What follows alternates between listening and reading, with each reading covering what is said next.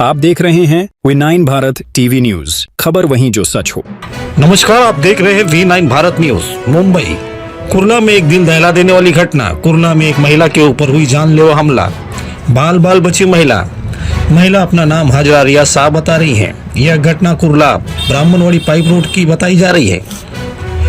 Police के द्वारा FIR के बाद भी पीड़ित महिला अपने लिए प्रशासन शासन से गुहार लगा रही है और उचित कार्रवाई की मांग कर रही हैं। तो वहीं हाजरा रियाज शाह के साथ उनके रिश्तेदार सलमान जवेरी जो कहते हैं कि सही कार्रवाई नहीं होने पर हम आमरण उपोषण करेंगे। मुंबई के कुर्ला से देखिए हमारी ये खास रिपोर्ट। हमारे साथ में एक महिला है जिनके साथ में कुछ आपके लिए घटना घटी आई है, जानते हुए क्या कह रहा है। आप अपना नाम बताइए और आपके साथ क्या घटना घटी है वो बताइए। मेरा नाम हाजरा रियाज शाह है और मेरे ऊपर जानलेवा हमला किया गया है। मेरे शौहर के मेरे स्टेप सन जुनैद शाह और डॉक्टर सोहेल और रियाज और उनके साथ डॉक्टर सिमरन भी थी, उस वारदात पे मौजूद थी।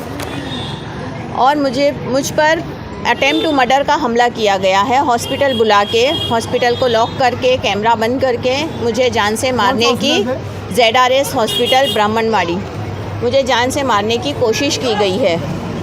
और उसके बाद मैं यहाँ चौकी से मुझे कोई सपोर्ट नहीं मिल रहा है। कंप्लेंट मैंने किया, सब कुछ किया, लेकिन चौकी मेरी कोई मदद नहीं कर रही है। मुझे वहाँ पर रेपन से मारा गया, जिसकी वजह से मुझे 6 टाँके आए हुए हैं। इस आँख से धुल्ला दुखने लगा है, गले में फांसी लगी है, हाथ में इंजेक्शन लगाने की कोशिश की गई है।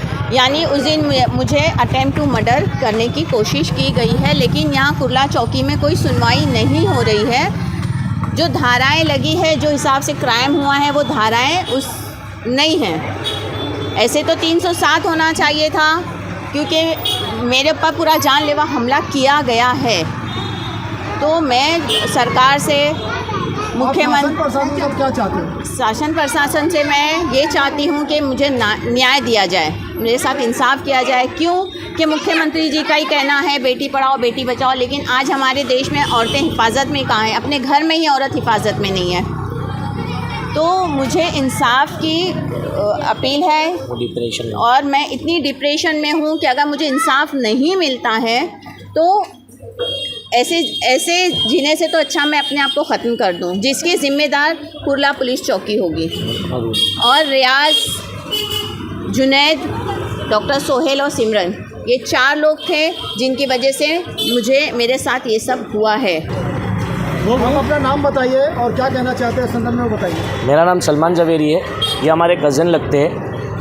मैं कल इन्होंने मुझे जब घटना घटी थी उस टाइम पे कॉल की थी, उस टाइम पे मैं यहाँ नहीं था मौजूद, लेकिन जब मैं पुलिस चौकी आया तो पुलिस चौकी में ये कहने लगे ये लोग कि वेपन से मारे या हाथ से मारे केस 324 ही बनता है, जो अभी BNS के कानून के तहत 118 पार्ट 1 है।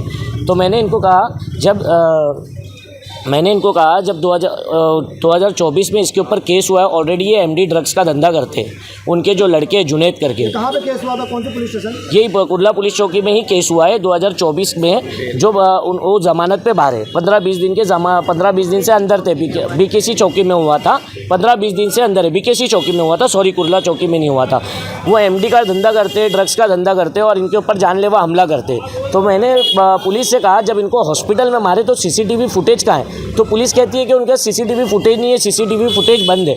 तो मैंने बोला DVR लेके आइए, 15 दिन से करके आ रहे हैं। तो बोले आज मैं DVR लेके आती हूँ। कल जब मैं पुलिस चौकी आया तो इन लोगों ने बोले DVR लेके आते, लेकिन अभी भी वो DVR नहीं है, ना CCTV है, ना कुछ है। तो मुझे ये नहीं समझ में आया पुलिस कौन से प्रेशर में काम कर रही है। हमको सिर्फ इनको न्याय दिलाना है। एक औरत जाते, उनको वेपन से मारा गया, उनके अटेम्प्ट टू मर्डर करने गया तो इन्होंने 324 लगाए, वेपन से मारे। इनको इतना सर पे लगाए कि 6 टाँके आए, इनको फसली पे लगाए, इनको फिट आ रही है, इनको हॉस्पिटल में इनको एडमिट है वो 3-3 दिन। और पुलिस ये है कि प्रेशर में काम कर रही है, उनको हिरासत में नहीं ले रही है।